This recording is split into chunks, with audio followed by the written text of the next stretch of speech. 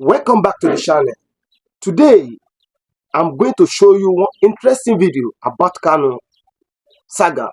Yes, after 30 seconds, they arrest him in secret, torture him in silence, and oh, the world forgot. But the world didn't forget. This isn't just about Nnamdi Kanu anymore. This is about Nigeria standing trial before the international community. For the first time, the global system struck back.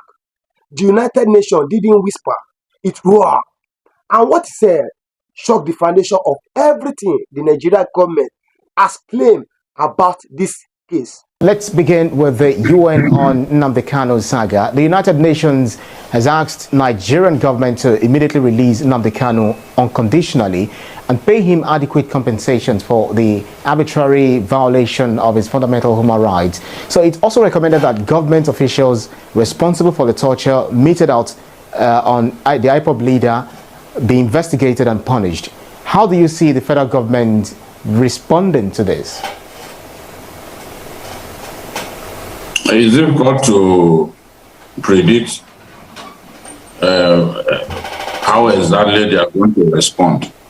But of course, the government will try its best to defend itself, but it has to defend itself within the ambit of United Nations conventions. This whole problem emanated from the forceful arrests and relocation of Nnamdi Kanu from Kenya to Nigeria.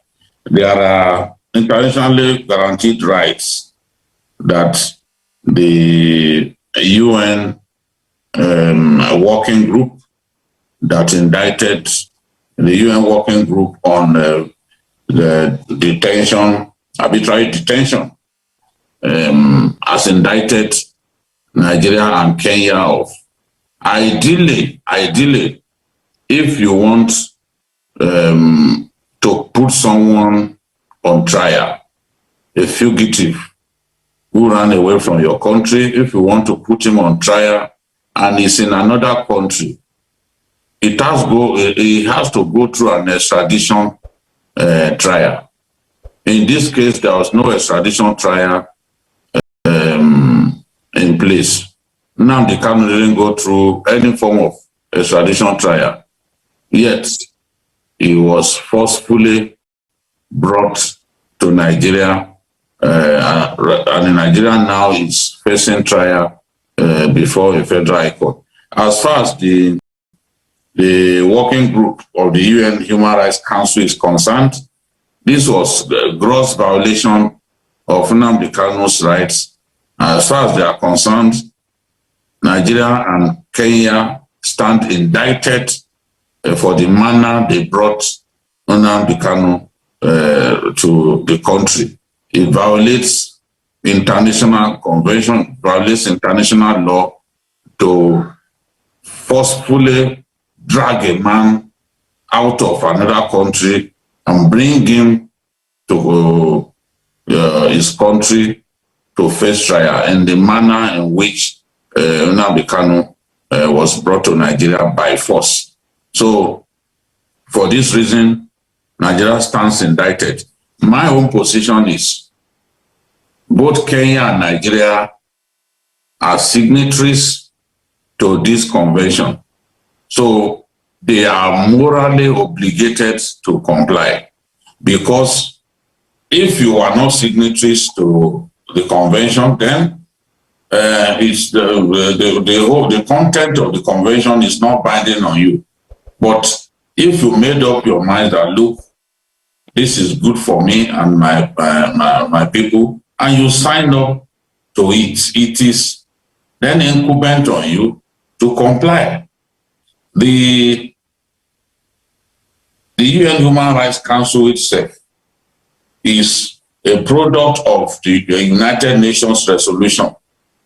So it then means that as a country affiliated to the United Nations, we have to comply with these resolutions. And from the tone of this 16-page report, it is clear that they mean business, because the working group is asking Nigeria to get back to it within 6 months of receiving this indictment, showing it how it is complying, showing the UN agency how it is, the UN working group, how it is complying with the directive handed over. It's also asking that Nigerian officials who are involved in the illegal arrest of Kanu without him being subjected to an extradition trial should be punished. And they are interested in knowing every step of the way what we are doing to comply with his resolution. So, and it is saying that it will not stop at that, that it would take further actions against Nigeria. Now we don't know what actions could be taken against Nigeria. We don't know yet. There are all kinds of options open to them, but as I said earlier, if you are a signatory to a UN convention, a UN charter, then you are obligated, at least morally and sensibly, to comply with the content of that that UN convention or UN charter. This is where this has left us. As for when the working group on arbitrary detention, so under the UN Human Rights Council, sent a query to Nigerian authorities and the Kenyan authorities, the Kenyans refused to answer, but the Nigerian officials answered. But the UN working group on arbitrary detention was not convinced by the explanations offered by the Nigerian authorities, especially on the whether Kanu has committed treason and so deserved the treatment that he got. They were not convinced at all, and it's not difficult to understand why they were not convinced. As far as they are concerned, based on international law, based on international convention, once you want somebody extradited to face trial in your country, you got to let that person go through an extradition trial. The court of the land would then determine whether to release him or not. How would Nigerians feel if the Americans just stormed Abuja and grabbed Abba Kyari, the highly decorated police officer who was accused of working hand in hand with some of the most notorious advanced fee fraudsters in the world. One of those advanced fee fraudsters is a man from Nigeria who was said to have met Abba Kyari in Dubai.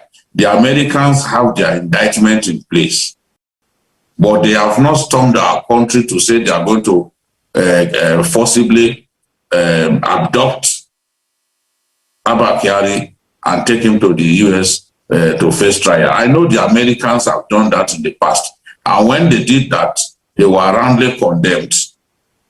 I can't, as a person, condemn America for abducting Manuel Noriega, the former president of Panama, and some of the other world leaders that they had taken prisoner, and then say that my country did the right thing in the way it handled the Kanu matter. Whatever is right, whatever is wrong is wrong.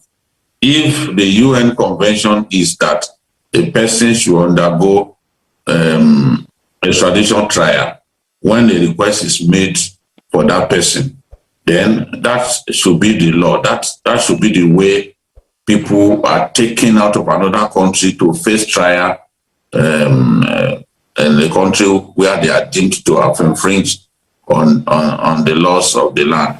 So we didn't do that in the case of Kanu. We took him by force.